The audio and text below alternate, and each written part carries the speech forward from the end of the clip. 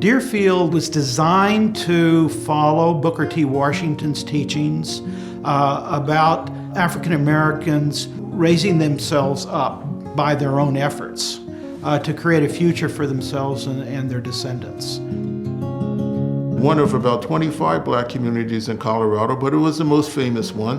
And I just find it very inspiring to do some work at Dearfield and realizing the importance of that particular community.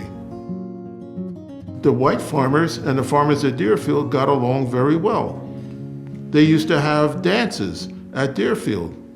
And one of the residents of Dearfield was known for his fiddle playing, and so white people and black people would be out on the same dance floor. They had a baseball team from Dearfield that would play baseball with the other white teams in the area.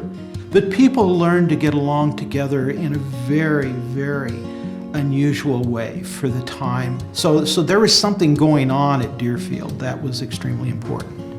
And the whole thing ended, of course, with the Dust Bowl.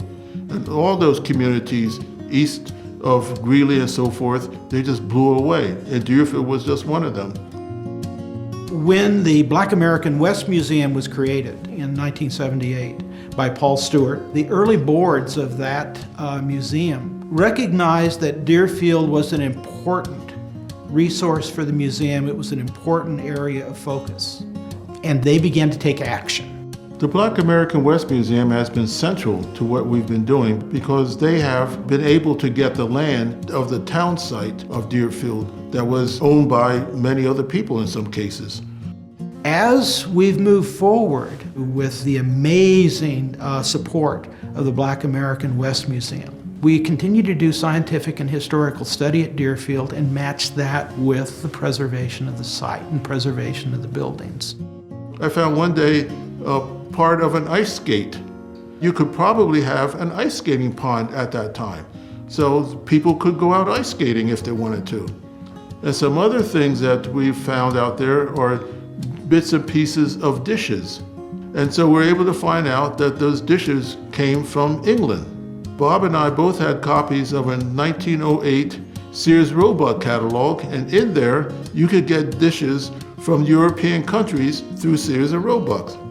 So these are the little things that come together to help pull together the bigger picture of what was going on at Dearfield. CPI provided a match donation for us for protecting the sites and doing some anti-vandalism work on the site. And of course, the Endangered Places program has just been central in all of this. Dearfield was declared an endangered place in 1999.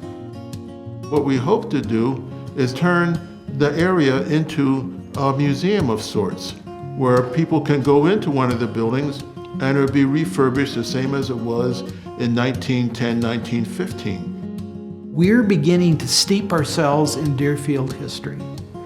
And in a sense, I think some of us are feeling like we're citizens of that community that's no longer with us, but it is with us still in some ways.